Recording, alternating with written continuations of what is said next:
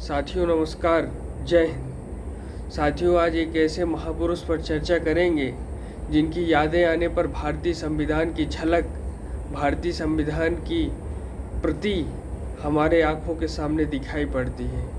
आज हम दलितों का मसीहा कहे जाने वाले बाबा साहब डॉक्टर भीमराव अंबेडकर की चर्चा करेंगे, जिनका जीवन संघर्ष भारतीय इतिहास में एक अपूरणीय योगदान देता है।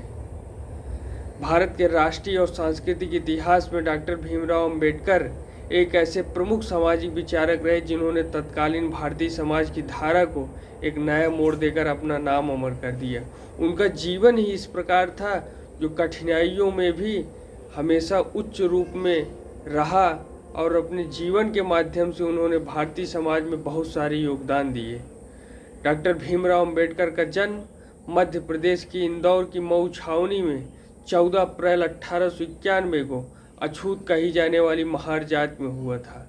उनका जीवन महार जात से उठ करके भारतीय सामाजिक विचारक के रूप में स्तर तक पहुंचा। ये उनकी योग्यता का ही परिमाण था। उनके बचपन का नाम भीम सकपाल था। उनके पिता का नाम रामजी सकपाल, माता का नाम भीमाबाई था। वो अपने माता पिता की 14वीं संतान थे। अगर उनकी शिक्षा की बात करें तो उन्हें शिक्षा बहुत कठिनाई के साथ प्राप्त हुई। वे विद्यालय जाते थे तो उन्हें बाहर एक बोलिए पर बैठकर उन्हें पढ़ाया जाता था। यानी उच्च वर्ण के जातियों के लोग उन्हें अपने क्लास में बैठने भी नहीं देते थे। उन्हें बाहर रहकर ही सीखना पड़ता था।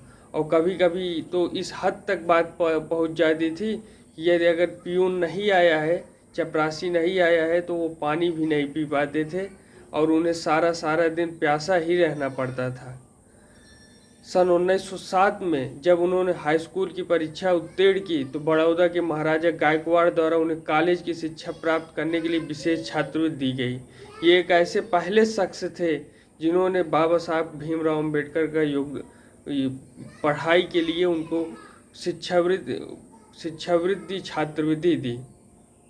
उन्हीं के द्वारा दी गई छात्रवृत्ति की सहायता से सन 1913 में डॉक्टर अंबेडकर ने अमेरिका के कोलंबिया विश्वविद्यालय में प्रवेश पा लिया। कोलंबिया विश्वविद्यालय में प्रवेश पाना आसान नहीं था। उन्होंने इसके लिए एंट्रेंस एग्ज़ाम क्वालिफाई किया और वे कोलंबिया विश्वविद्यालय में पढ़ने के लिए गए। सन 1915 में डॉक्टर अंबेडकर ने कोलंबिया विश्वविद्यालय से अर्थशास्त्र में एमए की उपाधि प्राप्त की और सन 1917 में लंदन ऑफ स्कूल इकोनॉमिक्स से पीएचडी की उपाधि प्राप्त की और सन 1923 में डीएससी डॉक्टर ऑफ साइंस और बार एट लॉ की उपाधियों से इन्हें विभूषित किया गया। ये पढ़ने में इतने शार्प माइंड के थे कि इन्हें हर चीज़ें बड़ी आसानी से समझ आ जाती थी और विदेश में जाकर पढ़ना और एग्ज़ाम क्वालिफाई करके इतने बड़े बड़े पद पर प्राप्त कर लेना ये कोई साधारण बात नहीं थी। इन्होंने अपने असाधारण योग्यता से पढ़ाई शिक्षा के क्षेत्र में अनेक मुकाम हासिल किए। उन्होंने ये चाहते तो विदेश में ही रहते, भारत में ना आते, अपनी मातृभूमि को छोड़कर सदैव के लिए चले जाते, लेकिन उन्होंने पढ़ाई की और पढ़ाई करने के बाद भारत में ही आकर के अपने देश अपनी जाति के लिए योगदान देने का मन बनाया। इन्होंने देश में ही झंडे गाड़ने का निर्णय किया। उन्होंने अपनी पुरानी इंडिपेंडेंट लेबर पार्टी को अखिल भारतीय अनुसूचित जाति संघ के रूप में बदल दिया। पहले इन्होंने पुरानी इंडिपेंडेंट लेबर पार्टी बनाई थी जिसके ये अध्यक्ष थे। बाद में इन्होंने अखिल भारतीय अनुसूचित जाति संघ के रूप में एक दलित वर्ग का संगठन बनाया जिसके ये अध्यक्ष रहे और इन्हीं के नेतृत्व में दलित भारतीय संघ आगे बढ़ा। 15 अगस्त 1947 को जब भारत स्वतंत्र हुआ तब नेहरू जी ने अपना कैबिनेट मंत्रालय का एक पेपर ले जाके गांधी जी को दिया। गांधी जी ने तुरंत पूछा कि इसमें बाबा साहब अम्बेडकर कहाँ हैं, उनका नाम कहाँ है। तब उन्होंने कहा कि इसमें डॉक्टर भीमराव अम्बेडकर का नाम होना चाहिए, बाबा साहब का नाम होना चाहिए। ये नेहरू का कैबिनेट मंत्रालय नहीं है, ये भारत सरकार का कैबिनेट मंत्रालय है। और इस प्रकार 15 अगस्त 1947 को जब भारत स्वतंत्र हुआ तब भारत सरकार के प्रथम मंत्रिमंडल में डॉक्टर भीमराव अंबेडकर को कानून मंत्री के रूप में पद सौंपा गया। इन्होंने कानून मंत्री रहते हुए अनेक सुधारों की बात की। इसमें प्रमुख सुधार थे हिंदू कोड बिल, जिसमें विवाह विच्छेद में महिलाओं की स्थिति को सुधार करने की बात कही गई। इन्होंने धर्म के लिए कहा, इनका स्टेटमेंट है, कोटेड स्टेटमेंट है कि धर्म व्यक्ति के लिए है, व्यक्ति धर्म के लिए नहीं है। यानी धर्म व्यक्ति के लिए है और व्यक्ति धर्म के लिए नहीं है। धर्म हमारे लिए है, हम धर्म के लिए नहीं है। केवल बौद्ध धर्म को उन्होंने एक समताकारी धर्म के रूप में अपनाया। उन्होंने हिंदू के रूप में जो कष्ट प्राप्त किया था, जो दुख प्राप्त किया था, उसे उन्होंने हिंदू न रह करके बौद्ध रूप में स्वीकार करने के बाद उन्होंने इस समताकारी व्यवस्था को अपनाया। दलित समाज के लिए सदैव संघर्ष करने के कारण ही डॉक्टर अंबेडकर को दलितों का मसीहा कहा जाता है। उन्होंने अनेक योगदान दिए, उन्होंने दलितों के लिए अनेक योगदान दिए। अंततः 6 दिसंबर 1956 को 65 वर्ष की आयु में दिल्ली में अलीपुर रोड पर स्थित अपने निवास पर इस महान आत्मा का महाप्रयाण हो गया। इस महान आत्मा का महाप्रयाण हो गया और इन्होंने अनेक योगदान देकर के इस भारतीय संस्कृति को और भी समृद्ध किया। सामाजिक समानता और सामाजिक न्याय पर डॉक्टर अंबेडकर के अनेक विचार हैं, जैसे जाति व्यवस्था तथा हिंदुओं के असमानताकारी विधान पर प्रहार। उन्होंने जात व्यवस्था को हमेशा से ही नकार दिया। जैसे प्रथम वर्ण में ब्राह्मण, क्षत्रिय, वैश्य, शूद्र आते थे। पहले यह व्यवस्था थी कि इन्हें धर्म के आधार पर नहीं बल्कि कर्म के आधार पर इसका विभाजन होगा। यानी धर्म के आधार पर नहीं, कर्म के आधार पर।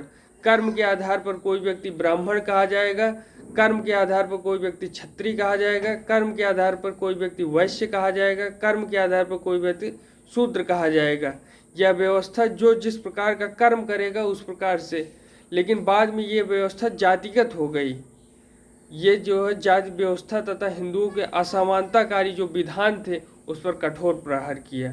दलितों को जीवन पद्धति में सुधार की प्रेरणा थी। ये दलित से कहते थे कि तुम जूठे भोजन करना छोड़ दो, मरे हुए पशुओं के मांस खाना छोड़ दो, तुम अपने लिए अपने वस्त्रों को साफ करो, अपने वस्त्रों की साफ सफाई करो, अपने वस्त्रों को धो और सदैव शुद्ध रहो।